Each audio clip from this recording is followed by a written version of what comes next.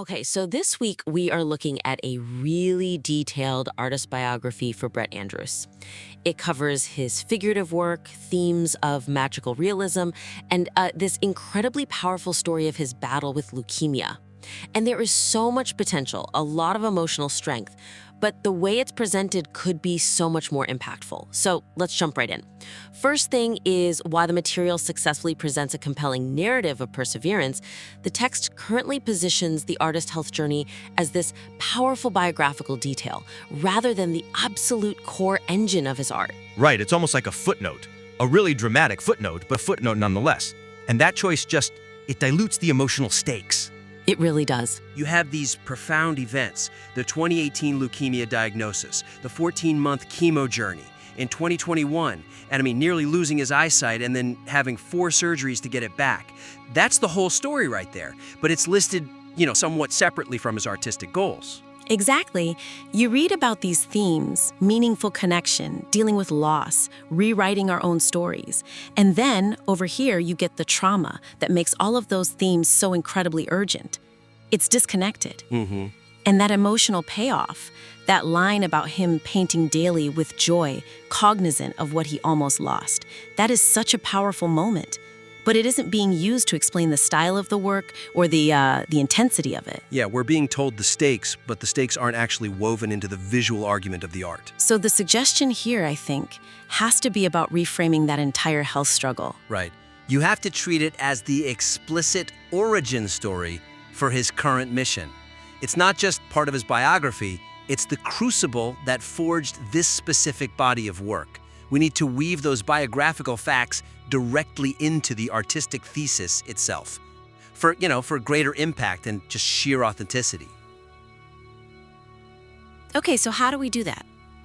What does that look like on the page? Well, for starters, instead of presenting the themes first and the health facts later, you start with the impact.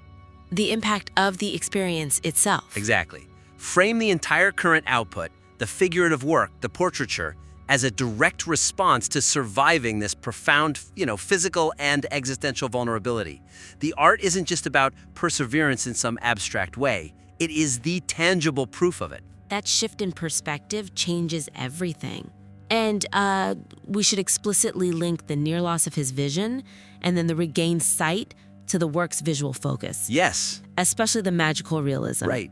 Like, how does seeing the world through that specific lens of recovery, of repaired vision, how does that inform his interpretation of, say, the ghosts of lost ideals? That's a direct quote from the text. Does that physical fragility maybe influence the weight of the figures he paints, or maybe their sense of dissolving? It has to. We need to actually define that visual connection for the reader. But we also have to be careful, right? We don't want to make the art sound like it's just therapy. That's a great point. It's crucial. This has to highlight his mastery as much as it highlights his survival. It's not just detailing a struggle. It's showing how that struggle actually refined and elevated his artistic vision. Exactly. And you can connect his mantra, that idea of making a space for creation, connection, and impact on a daily basis. You tie that directly back to the perspective he gained only after becoming disease-free and getting his sight back. Of course. Because when you anchor the whole artistic practice in the physical reality of almost losing the ability to create, the art's purpose transforms. It goes from a meaningful inquiry to an absolute, undeniable necessity. It becomes undeniable. Yeah, and if we can nail that integration where the trauma is the lens, the reader instantly gets the urgency of the work. Which brings us right to the next point. Because once you establish that urgent origin story, you need the language to match that intensity. Right, the repeated use of broad stylistic labels like magical realism or surrealism, it risks generalizing what feels like a very unique visual language. His work is aiming for a highly specific connection, and those labels they're just too broad. They are. The material says his work draws on the muse of magical realism, but it relies so heavily on the labels, it doesn't define Andrus's specific version of them. Yeah, you're left to just kind of assume what that means. You're filling in the blanks from, a Wikipedia entry. Instead of being immersed in language that conveys his particular approach, we lose the uniqueness. And if the artist's goal is integrity and honesty, using generic terms just pulls the reader away from that intimacy he's trying to build. You know, we're dealing with these deeply personal stakes, so the vocabulary needs to be just as specific. So the suggestion for improvement here is pretty clear. We need to replace, or at least seriously bolster, those generic labels with vivid, specific descriptions of how the visual elements actually function to convey his themes. Yes, it demonstrates the originality of his angle. It proves he's not just, dabbling in a known genre. He's inventing a personal mythology. So, since those central themes are now loss, disconnection, the ghosts of lost ideals, we should use this section to really detail the specific visual techniques, the recurring motifs that turn a figure into a carrier of that exact emotional baggage. Let's focus on the effect. Instead of just saying, utilizing elements of magical realism, describe what it feels like to view the art. Like what? Maybe the figures appear anchored, but are also simultaneously dissolving, blurring the line between physical presence and memory. Or maybe the landscapes hold both memory and a kind of present tension at the same time. We could lean into the visual signature that comes directly from his recovery. I mean, if he almost lost his sight, does his current work maybe feature an incredibly sharp, almost painfully focused rendering of a figure, but it's set against a chaotic, fluid background? Oh, that's good. That tension is visual proof of the themes. Right. Or even the color palette. Does it reflect that emotional landscape?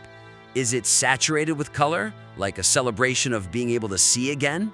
Or are the colors more subdued, referencing the fragility of it all? We just have to tie the description of the style directly to the philosophy. How does his brand of surrealism communicate his truth instead of just being, distortion for distortion's sake? Exactly. That kind of specific, emotionally charged description builds immediate trust. It shows the reader that the structure of the art is informed by the structure of the life.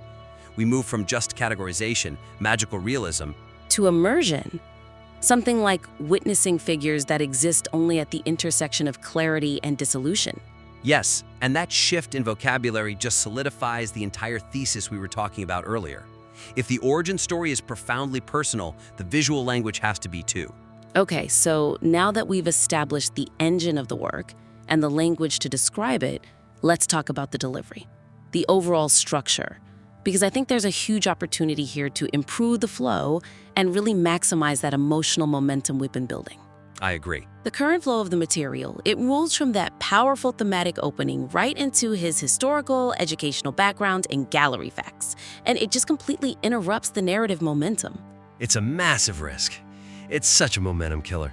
By leading with career chronology, you just minimize the existential stakes of his art. You do. That strong opening paragraph, it sets a ton of real emotional weight loss, perseverance, and then it just comes to a screeching halt with a list of his return to Colorado in 2001, co-founding galleries in 2009, his education. We pull the reader right out of that emotional core and into a linear timeline before they even fully grasp the severity of what this artist went through and how it changed everything for him. Yeah, the reader hasn't even had a chance to metabolize the word perseverance before we're talking about his time at the Savannah College of Art and Design. And those accomplishments are powerful. They're very impressive. But we need to earn them by showing the depth of the personal struggle first. So the suggestion has to be some critical restructuring. We need to reorder the material to front-load that essential thematic core and the personal struggle that defines his recent work. We have to treat those career achievements like the final chapter. They're the powerful supporting evidence, not the main plot point. You establish that emotional contract with the reader first. It's just good narrative architecture, right? When the reader is hit with the leukemia, the near loss of vision, the true test, and then they read that he co-founded 2 galleries, had 17 solo shows, won awards, those facts stop being just bullet points. They become a testament to his dedication. A testament to monumental dedication in the face of, annihilation. The accolades suddenly underscore his tenacity. They land with so much more gravity because we understand the immense personal cost. So, for concrete examples, the opening 2 sections need to focus entirely on the themes and the health crisis. The recovery period is the narrative climax.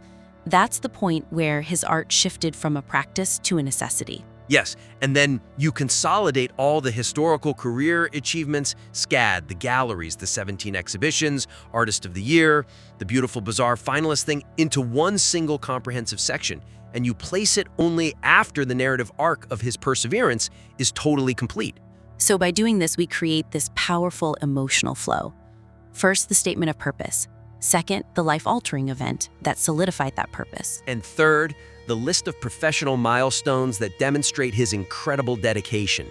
It really turns a resume into a powerful story of commitment. That reordering is absolutely key. It transforms the biography from a list of what he did into a story of how he survived and thrived. It's the difference between a good bio and a truly captivating narrative that makes you desperately want to go see the art. Okay, so we've covered 3 critical areas here, and I think when they're addressed, they're going to drastically elevate this artist statement. It's incredibly strong source material, and these revisions will just help its impact match its emotional weight. Absolutely. So, to quickly summarize the main actionable suggestions.